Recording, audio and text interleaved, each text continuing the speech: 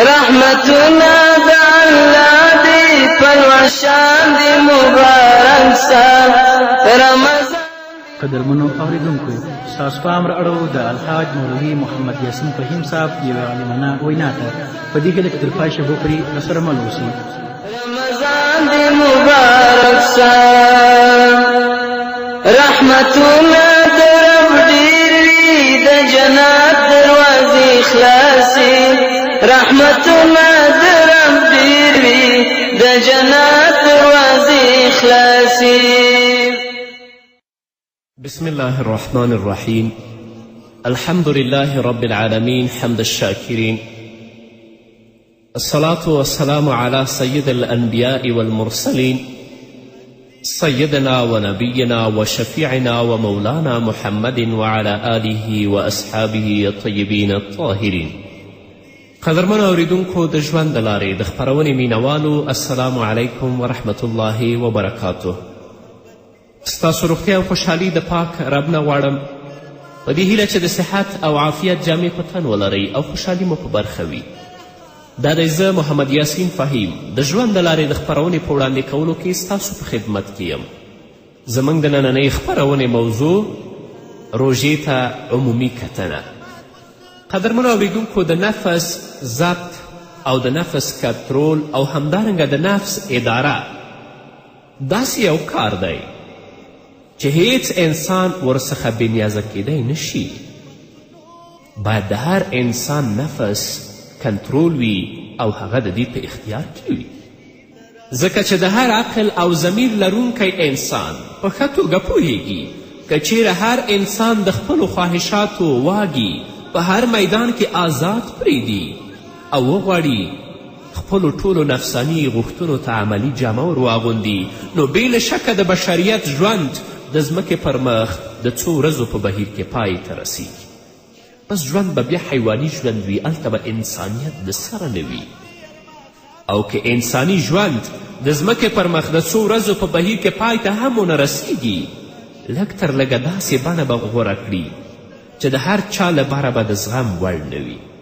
د ژوندانه ډګر به د بشریت لپاره تنګ شي. د نړۍ موجود واقعیت په کامل وضاحت سره موږ ته دا راښایي چې بشر او انسان د هغو بندیزونو او مقرراتو نه د نه پابندي په نتیجه کې چې باید مراعات او عملي یې کړي د څومره ستونزو او سرګردانیو سره مخامخ شوی دی.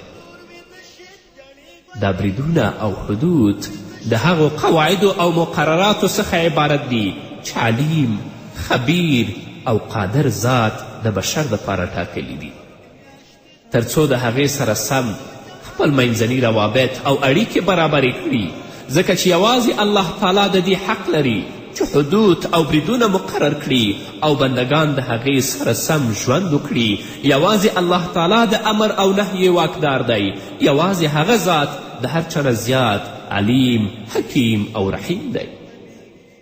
د اسلام سپیڅلی دین یوازینی دین دی چې کولی شي انساني نفس ته په سمه توګه لارښوونه وکړي او د هغه شهوات او خواهشات د نظم او کنترول لاندې راولي، او داسې کامل نظام دی چې د ټولو مصلحت پکې خوندي دی. نو له دې کبله یوازینۍ نوراني لاره ده چې باید ټول انسانان د دې سره سم حرکت وکړي. لکه چې الله رب العزت فرمایي: او من کان میتا فاحییناه وجعلنا له نورا یمشي به فی الناس کمن مثله فی الظلمات لیس بخارج منها. الله رب العزت فرمایي: آیا هغه څوک چې مخکې مړ و بیا موږ ورته ژوند وبښه او هغه رڼا مو ورکړه چې د هغې په وړانګو کې هغه د خلکو په منځ کې د ژوند لار وهي، د هغه چا په څیر کیدی شي چې په ترږمو کې غورځېدلی وي او په هیڅ شان ورڅخه وتونکی نه وي. دا نو انسان ته پکار ده چې د الله رب العزت د حدودو او د الله رب العزت بریدونو مطابق عمل وکړي او څه چې الله ویلی دي هغه عملي کړي او څه نه چې الله نهیې کړي د هغه نه ځان وساتي. نو قدرمنو اوریدونکو، روژه د الله تعالی په دین کې د نفس د کنترول او ضبط لپاره تر ټولو غوره عملي راز او د ټولو غوره عملي لاره ده. روژه داسې شی ده چې په هغه باندې د نفس کنټرول او ضبط کیږي. له همدې کبله د اسلام د اساسي ارکانو څخه یو رکن روژه ده. د تقوا او پرهیزګاري حقیقت ته د رسیدلو او پر اسلام د مسلمانانو د منګولو لګولو بهترینه لار او عملی تعبیر روژه ده، بل څه نشته. لکه چې الله رب العزت په خپل کلام کې فرمایي یا ایها الذین آمنوا کتب علیکم الصیام کما کتب علی الذین من قبلکم لعلکم تتقون. الله وایي ای مؤمنانو پر تاسې روژه فرض کړې شوې ده لکه چې له تاسې نه د مخکې د نورو پیغمبرانو علیهم الصلاة والسلام په امتیانو او پیروانو باندې فرض شوې وه. دا د دې لپاره فرض شوې چې په تاسې کې د پرهیزګاري او د تقوا صفت پیدا شي. نو پورتنی آیت دا بیانوي چې روزه یو الهي فریضه ده او په ټولو آسماني ادیانو کې موجوده وه او د اسلام سپیڅلی دین چې د الله تعالی آخرنی دین دی او د ټولو ادیانو خلاصه او ناسخ دی، روژه یې په کامل او پوره ډول فرض کړې ده چې د ټولو مخکینیو روژو ختموونکې او منسوخ کوونکې ده. په نورو ادیانو کې هم روژه وه، خو البته د هغه کیفیت او کمیت به کومه روژه چې د محمد رسول الله صلی الله علیه وسلم په امت کې د همدا شان نه وه. خو د اسلام مقدس دین داسې سپیڅلی دین دی چې دا د رب العزت آخرنی دین دی او د ټولو ادیانو خلاصه او ناسخ دی. نو په مخکې امتونو کې چې کومه روژه وه دا د هغه دپاره ختموونکی او منسوخ کوونکی دی. له همدې کبله په بشپړه توګه پوره او کامله روژه د اسلام په سپیڅلي دین کې وینو چې د خپل واقعیت، آسانی، ګټو، فایدو او هغو نیکو اغیزو چې د انسان په ټولنیز، اخلاقي او عملی ژوند کې لري. نو هغه روژه قدرمنو اوریدونکو چې موږ او تاسو باندې فرض شوې ده او را روانه ده ورځ پس دوبۍ، هغه د رمضان د مبارکې میاشت د روژې څخه عبارت ده چې یوه قمري میاشت ده. په دې نکته کې ډیر شیان په نښه کولی شو چې د هغې له جملې څخه په دې میاشت کې په محمد رسول الله صلی الله علیه وسلم باندې قرآن کریم نازل شوی دی. په همدې میاشت کې اسلامي دعوت پیل شوی. نو په دې میاشت کې روژه نیول په حقیقت کې د هغه یادګار احیا او راژوندي کول دي چې باید تل د مؤمن په نفس او احساس کې ژوندی وي او د هغه شعور یې په اعمالو کې څرګند شي. د قمري میاشتې ټاکل یو لمریز کال دی چې هغه هم حمل نه نیولې تر قوته پورې او یو قمري کال دی. نو د قمري میاشتې ټاکل چې د دې کائناتو او لویو اجرامو څخه یوه نښه ده، له دې کبله ټاکل چې پیل او پای یې د دې مختلفو صورتونو سره واضح او ثابت دی.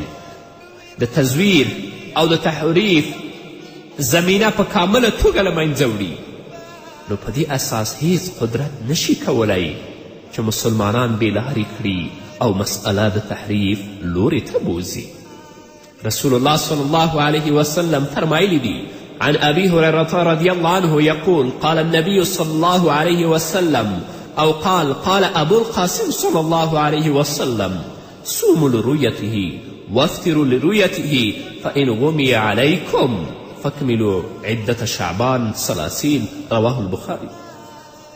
د حضرت ابي هريره رضی الله عنه څخه روایت دی.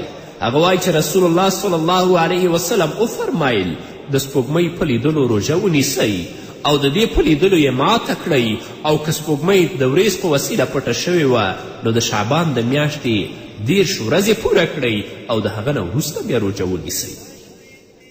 اوس دلته چې الله رب العزت د روژې مبارکې میاشتې لپاره قمري میاشت ټاکلې ده، لمریز میاشتې نه ده ټاکلې. په دې کې د الله رب العزت ځینې حکمتونه موجود دي چې د هغو له جملې څخه یو دا چې قمري کال نسبت لمریز کال ته د 11 ورځو په اندازه کم دی. قمري کال د لمریز کال نه 11 ورځې کم دی. په همدې لامل د روژې میاشت په هر کال کې د لمریز کال په نسبت 10 ورځې مخکې راځي. نو په همدې لامل د روژې میاشت په هر کال کې د لمریز کال په نسبت 10 ورځې مخکې راځي چې د هغې په نتیجه کې ګورو چې د روژې میاشت د 30 کالو په بهیر کې د لمریز کال په ټولو میاشتو راځي او هیڅ یو ورځ داسې باقي نه پاتې کیږي چې مسلمان په هغې کې روژتي نه وي. د دې په ترڅ کې لنډې ورځې هم راځي، اوږدې ورځې هم راځي، ګرمي هم راځي او همدارنګه یخې ورځې هم راځي. نو په دې ترتیب د ټولې نړۍ مسلمانان په مختلفو ورځو کې روژه نیسي او ټول په یو شان د روژې د سختي او کړاو احساس کوي. او که داسې نه وای نو د ګرمو سیمو اوسیدونکي به نسبت یخو منطقو ته د زیاتو ستونزو سره مخامخ کېدل. یعنی یو شمېر وګړو به تل په تودو او ګرمو ورځو کې روژه نیولی او یو شمېر به تل په یخو ورځو کې، یو شمېر به تل په اوږدو ورځو کې روژه نیولی او یو شمېر به په لنډو ورځو کې. خو په اوسنۍ طریقه کې د یوې زمانې دورې په بهیر کې ټول خلک په یو ډول د روژې سختی او مشکلات زغمي. همدارنګه وینو چې مختلفې میوې او خوراکونه چې هر یوې په یو ځانګړي موسم کې پیدا کیږي. کله روژه د انګورو په وخت کې، کله روژه د توتو په وخت کې او کله روژه د نورو میوو په وخت کې. او د قمري تقویم سره سم روژه نیول له یوې خوا انسان د دغه مختلفو خوراکونو څخه په ځان ساتلو د مختلفو وختونو په بهیر کې عادت کوي او له بله پلوه هغه د ځانګړې نوعې له استفادې څخه یې نه بې برخې کوي. د روژه نیولو لپاره د رمضان د مبارکې میاشت په تعیین او ټاکلو کې یو بل حکمت هم دی او هغه دا چې ټول مسلمانان په یو ځای او په یو ورځ روژه نیسي او دا عمل د مسلمانانو ترمنځ د وحدت، اتحاد او یووالي او اخوت احساس رامنځته کوي. هغوی د انضباط، انتظام او د الله تعالی هر حکم ته د غاړې ایښودلو سره عادت کوي. قدرمنو اوریدونکو، د خپرونې په دې وخت کې راځو لنډې دمې ته. دمې نه وروسته زموږ خپرونه دوام. رحمتونه د رب ډېر وي، د جنت دروازې خلاصې. رحمتونه د رب ډېر وي، د جنت دروازې خلاصې. خوندونه دي مزیدي په هر آن دي مبارک سه. رمضان دي مبارک سه، رمضان دي مبارک سه. رحمتونه د الله دي په لوړ شان دي مبارک سه. رمضان دي مبارک سه، رمضان دي مبارک سه. قدرمنو اوریدونکو، بیا هم زموږ سلامونه او نیکې هیلې ومنئ. نو روژه د الله رب العزت رحمت دی په مسلمانانو باندې او په دې میاشت کې د الله رب العزت رحمت د باران په شان باندې وریږي. نو هغه څوک چې روژه نیسي نو باید د هغه د خوړلو نه ځان وساتي، د څښاک نه ځان وساتي، د جما نه ځان وساتي او د هغه مقصود هم د الله رب العزت رضا وي. او هغه چې روژه نیسي د هغه مقصود د الله رب العزت د ذات تابعداري، همدارنګه د الله د کتاب او د شریعت تابعداري وي او په خپل عمل کې مخلص وي، لکه چې محمد رسول الله صلی الله علیه وسلم فرمایي: عن ابي هريره رضی الله عنه قال قال رسول الله صلی الله علیه وسلم: من صام رمضان ایمانا و احتسابا غفر له ما تقدم من ذنبه. حضرت ابی هریره رضی الله عنه فرمایي چې محمد رسول الله صلی الله علیه وسلم وفرمایل: څوک چې د روزې میاشت په ایمان او د ثواب په نیت ونیسي د هغه ټول مخکیني ګناهونه بخښل کیږي. همدارنګه روژه صرف په دې باندې نه ده چې یو انسان خوراک نه کوي، یو انسان څښاک نه کوي، یو انسان جما نه کوي، بلکې هغه به په ټولو اعضاو سر روژه نیسي. د هر څه نه به مخکې د خپل ژبه د خپل کنترول لاندې راولي. د هر څه نه مخکې باید د خپل ژبه د کنترول لاندې راولي چې په ژبه باندې چاته بد رد ونه وایي، په ژبه باندې حرامې خبرې ونه کړي، په ژبه باندې غیبت ونه کړي، په ژبه باندې تهمت ونه کړي، همدارنګه په ژبه باندې دروغ ونه وایي. او روژه داسې شی ده چې واقعا په دې باندې ژبه د کنترول لاندې راځي. نو ژبه پرته له روژې څخه په بله هیڅ کومه وسیله د کنترول او ادارې لاندې نه راځي. او دا ډیره مهمه نکته وه چې باید توجه ورته وشي. ځکه چې تل په مړه ګېډه خوړل لکه څنګه چې د انسان ټولو اعضاو ته پوره انرژي او توان ورکوي، د انسان نفس هم قوي کوي. د انسان ژبه د نفسانی قوت تر اغیزې لاندې د خپل ټول ځواک سره په حرکت کې راځي او د انسان له ادارې او کنترول څخه خارجیږي. او څرنګه چې ژبه یوازینۍ وسیله ده چې د انسان د نفسانی احساس او انګیرلو څخه خبرې کوي او د هغې حقیقت تعبیروي، نو په دې اساس په هر اندازه چې انسانی نفس د الله تعالی د لارې څخه لرې وي، په هماغه اندازه د هغه اغیزې د انسان په ژبه، حرکتونو، اخلاقو او عمل کې څرګندیږي. د غذا او خوراک څخه ځینې وخت د نفس منع کول د هغې د ضعف او کمزوري سبب ګرځي او نه پرېږدي چې په هره غلطه لاره قدم کیږي. په دې ترتیب په یو کامل ریاضت کې ځان نیسي او نیغې لارې ته برابریږي. او دا د روژې تر ټولو ستره عملي اغیزه چې د دې مظهر له ناوړه عملونو څخه د انساني نفس ځان ساتل دي، لکه چې محمد رسول الله صلی الله علیه وسلم فرمایلی: عن ابي هريره رضی الله عنه قال قال رسول الله صلی الله علیه وسلم: من لم يدع قول الزور والعمل به فليس لله حاجة في أن يدع طعامه وشرابه. رواه بخاري. رسول الله صلی الله علیه وسلم فرمایلی: څوک چې د روژې په مبارکه میاشت کې دروغ پرېنږدي او په دروغو باندې عمل پرېنږدي، نو الله رب العزت دې ته حاجت نه لري چې هغه خوراک او څښاک نه کوي. یعنی روژه صرف د دې نه عبارت نه ده چې یو سړی د په روژه کې خوراک او څښاک نه کوي، بلکې لکه څنګه چې په روژه کې دا خوراک نه کوي، په روژه کې څښاک نه کوي، همدارنګه په روژه کې به دروغ نه وایي، په روژه کې به غیبت نه کوي، په روژه کې به حرامو خبرو ته خپل ژبه نه اوږدوي او همدارنګه په دې ټولو باندې به عمل نه کوي. او که څوک په ګېډه باندې وږی او تږی وي خو د خپل ژبه له دروغو نه نه وي منع کړې، خپله ژبه د حرامې وینا نه نه وي منع کړې او د حرام عمل نه د خپل غړي او اعضا نه وي منع کړې، نو هغه لپاره د روژې نه کم ثواب نشته مګر صرف دا چې د هغه ګېډه به وږې او تږې وي. لکه چې محمد رسول الله صلی الله علیه وسلم فرمایلی دي: عن ابي هريره رضی الله عنه قال قال رسول الله صلی الله علیه وسلم: رب صائم ليس له من صيامه إلا الجوع ورب قائم ليس له من قيامه إلا السحر. رواه ابن ماجه. حضرت ابي هريره رضی الله عنه فرمایی چې رسول الله صلی الله علیه وسلم وفرمیل: ډېر روژه نیونکي داسې دي چې د روژې څخه ورته یوازې تنده رسیږي، او ډېر د شپې لمونځ کوونکي داسې دي چې د خپل قیام یوازې بېخوبي ورته رسیږي. هغه څوک چې روژه نیسي، خوراک نه کوي، څښاک نه کوي، خو نه غیبت پرېږدي، نه دروغ پرېږدي، نه ناوړه خبرې پرېږدي او نه حرام اوریدل پرېږدي، نه حرامو ته کتل پرېږدي، نو هغه لپاره د روژې نه کومه ګټه نشته مګر صرف دا چې هغه به وږی او تږی وي. او هغه انسان چې ټوله شپه د الله په عبادت او د الله په طاعت کې مصروف او مشوي، لیکن د هغه مقصود د الله رب العزت رضا نه وي، هغه په خپل عبادت کې اخلاص او صداقت نه لري، د هغه مقصود ریا او سمعت وي، نو هغه لپاره د دې مانځه نه کوم اجر و ثواب نشته. رسول الله وایي: الا السحر، مګر دا چې هغه به ستړی او ستومانه وي، بېخوبه به وي.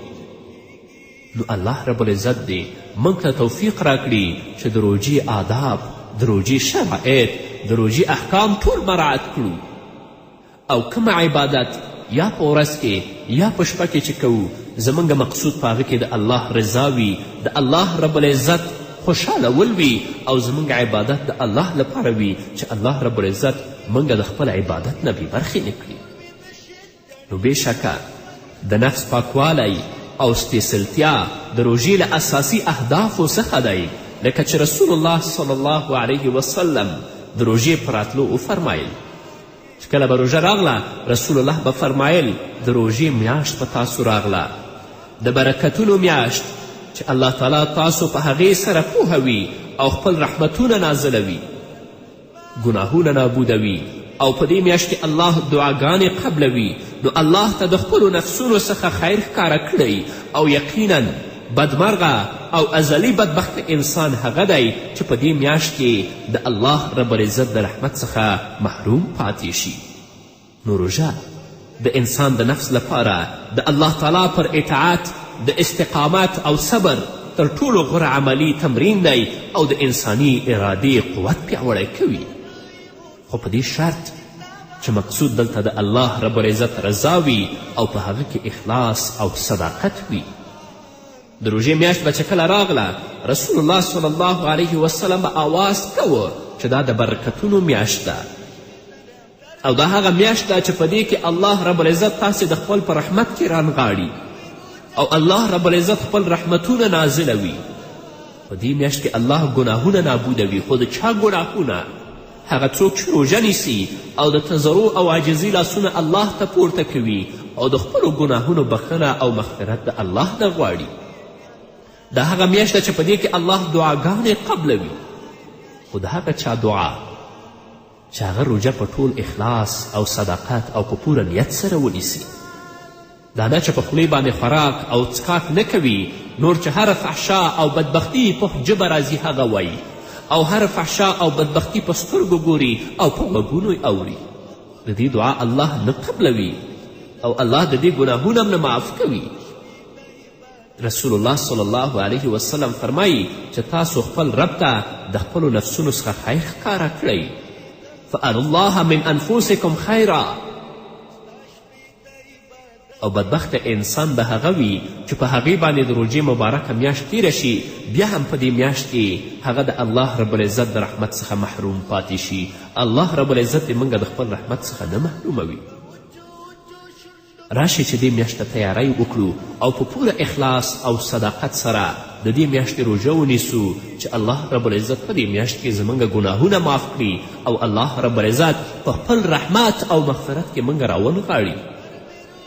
کنی هغه چاته چې په دې مبارکه میاشت کې هم بخښنه ونه شي، نو رسول الله وایي چې هغه به ازلي بدبخته وي. الله دې موږ د بدبختي نه وساتي. الله رب العزت دې زموږ خویندو او ورونو ته په دې میاشت کې د طاعت او عبادت توفیق ور په برخه کړي، تر څو چې د الله رب العزت د رحمت او د الله رب العزت د مغفرت نه ناهیلې او محرومه پاتې نشو. په دې هیله نو قدرمن اورېدونکو، ځان لپاره، تاسو لپاره او د ټولو مسلمانانو لپاره د نیک اعمال توفیق د رب العزت نه غواړم او ثبات او استقامت په دې میاشت کې د الله په طاعت او عبادت باندې هم د ټولو مسلمانانو لپاره د الله نه غواړم چې الله موږ ته ثبات او استقامت او صبر راکړي چې دا میاشت ډیره په ښه طریقه په اخلاص او صداقت سره ونیسو او په دې میاشت کې د خپل وس او د طاقت په مطابق د الله رب العزت طاعت او عبادت وکړو. نو دا وه زموږ نننۍ خپرونه چې ستاسو درانه حضور ته وړاندې شوه. تر بلې خپرونې پورې تاسو ټول په پاک رب سپارم. ښاد، بریالي او کامیاب اوسئ. چې سترګې دشمنان وي، شیطانان که ګمراهان وي. چې سترګې دشمنان وي، شیطانان که ګمراهان وي. مغفرت هر لحظه وي، درس جهان دی مبارک سا، رمضان دی مبارک سا، رمضان دی مبارک سا. رحمتنا د الله دی پرورشان دی مبارک سا، رمضان دی مبارک سا، رمضان دی مبارک سا.